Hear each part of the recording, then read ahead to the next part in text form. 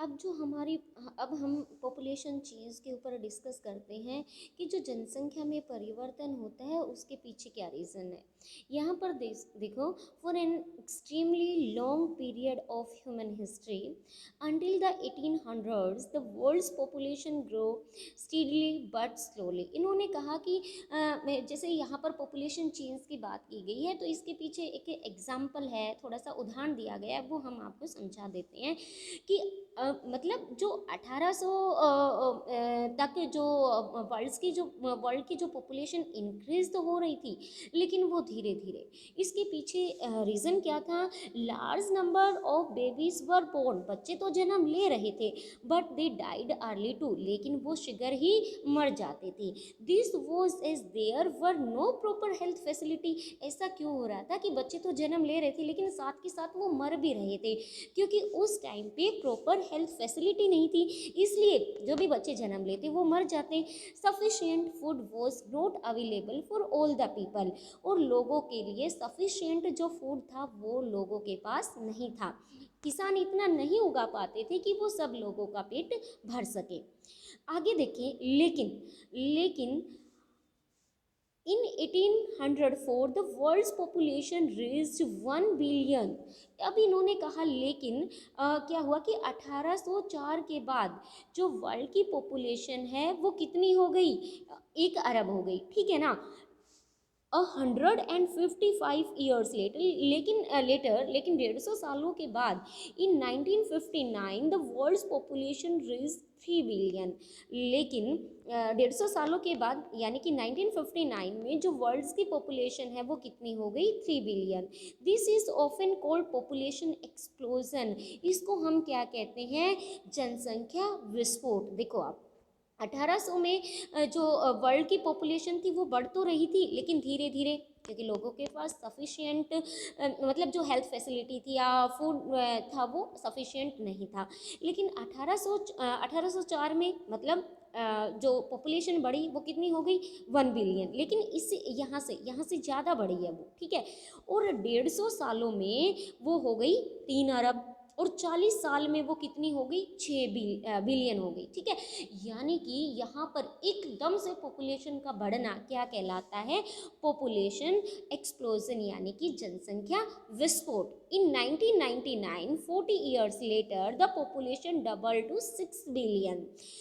और लगातार मतलब इस तरीके से जो जनसंख्या बढ़ी, इसके पीछे रीज़न क्या है वो हम देखेंगे। यहाँ पर इन्होंने बताया कि the main reason for the growth was that better food supplies. इन्होंने कहा कि लगातार एकदम से जनसंख्या का बढ़ना, इसके पीछे रीज़न क्या है कि लोगों के पास जो फूड है वो बेटर तरीके से सप्लाई होने लगा, जो मेडिसिन थी या हेल्थ फैसिलिटी थी वो लोगों को अच्छी मिलने लगी। इससे क्या हुआ, अब अगर हमें भरपेट भोजन मिलता है, अगर हमारे पास अच्छी हेल्थ फैसिलिटी है, तो इसका मतलब जो डेथ रेट है वो रिड्यूस होगा, वो कम हो जाएगा, ठीक है ना। अब जो जन्म ले रहे हैं बच्चे वो जिंदा हैं, तो इससे क्या होगा, पॉपुलेशन हमारी बढ़ेगी। इसको मतलब लोगों का जन्म लेना और मरना, ये सब क्या है, नेचुरल जो पॉपुलेशन रेट है उसका बढ़ना है, ठीक है। उसके बाद एक माइग्रेशन होता है जिससे जो हमारी पॉपुलेशन है उसमें चेंज आता है। यानी कि मान लो ये यूएसए है और ये इंडिया है, अभी इंडिया से लोग यहाँ आ रहे हैं, ये माइग्रेशन, ठीक है ना। यहाँ पर लोग जा रहे हैं या फिर मतलब गांव से शहरों की तरफ जा रहे हैं, तो ये क्या हो गया, माइग्रेशन। एक स्थान से दूसरे स्थान पर जाना माइग्रेशन कहलाता है। इससे क्या होता है कि जो जनसंख्या होती है उसमें परिवर्तन आता है। अब यहाँ पर मान लो लोग यूएसए जा रहे हैं तो इंडिया की जो पॉपुलेशन है वो कम हो रही है, या जो गाँव से लोग शहरों की तरफ जा रहे हैं वो भी माइग्रेशन हो गया, तो जो विलेज है उनकी पॉपुलेशन कम हो रही है और शहरों की बढ़ रही है। यानी कि इससे भी जो माइग्रेशन जो टर्म हमने लिया उससे भी जो जनसंख्या है उसमें चेंज आता है। आगे बढ़ते हैं, यहाँ पर बात की गई है 1000 पीपल बर्थ रेट। इसका मतलब क्या है कि जो 1000 लोग हैं वहाँ पर जन्म लेने वाले कितने हैं, और अगर हम डेथ रेट की बात करें तो वो क्या है कि 1000 लोगों के पीछे कितने लोगों की डेथ हुई है। ये हम बर्थ रेट और डेथ रेट इससे निकाला जाता है। अब लोगों का जन्म लेना और मरना ये एक नेचुरल है, नेचुरल ग्रोथ रेट इसको कहा जाता है। आगे बढ़ते हैं, डिस्कस करते हैं आगे एक मिनट यहाँ पर। The population increase in the world is mainly due to rapid increase in natural growth rate। इन्होंने कहा कि किसी भी कंट्री की पॉपुलेशन का बढ़ना क्या कहलाता है, नेचुरल ग्रोथ रेट कहलाता है। आगे हमने यहाँ पर जो माइग्रेशन हमने पढ़ा था, migration is another way by which population size change. इन्होंने कहा कि माइग्रेशन भी है जिसके कारण पॉपुलेशन के साइज में चेंज आता है।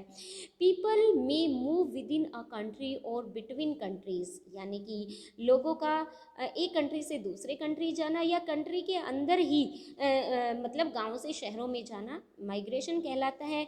उसके बाद यहाँ पर टर्म दे रखा है इमिग्रेंट्स। इमिग्रेंट्स का मतलब क्या होता है, are people who leave a country. मान लो यहाँ पर कोई व्यक्ति इंडिया को छोड़ रहा है, यहाँ जा रहा है, ये यूएसए है, ये इंडिया है, ठीक है। इंडिया से कोई व्यक्ति यूएसए जा रहा है तो इंडिया में उसका क्या हो गया, वो क्या कहलाएगा, इमिग्रेंट्स। और वही व्यक्ति यूएसए में क्या कहलाएगा, एमिग्रेंट्स। यानी कि इंडिया से वो यूएसए में गया तो इंडिया में क्या हो गया, इमिग्रेंट्स, और यूएसए में क्या हो गया, एमिग्रेंट्स। आगे बढ़ते हैं और बात करते हैं कि जो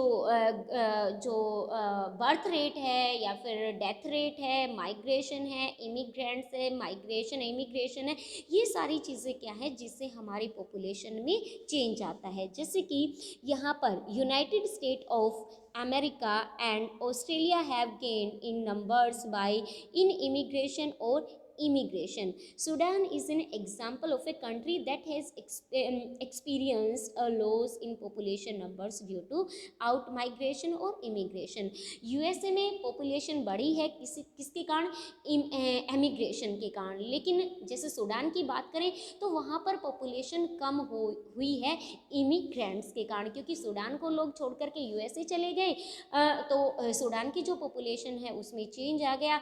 यूएसए में एमिग्रेंट्स के कारण जो पॉपुलेशन है वो इंक्रीज हो गई है, क्योंकि सूडान के लोग अब कहाँ आ गए हैं, यूएसए। तो ये चीज़ें हैं जो चेंज लाती हैं पॉपुलेशन में।